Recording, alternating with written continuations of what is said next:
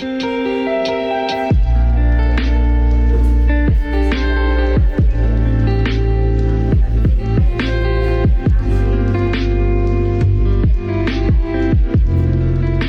mira, aquí estamos agora de facer o que é a mimosa. Primeiro hai que sacar as polas, as polinas, e agora hai que desgranar o verde.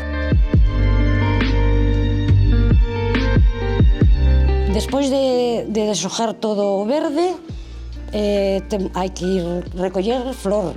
Solemos usar rosa, francesita, hortensia, cómprase clavel, do color que nos faga falta.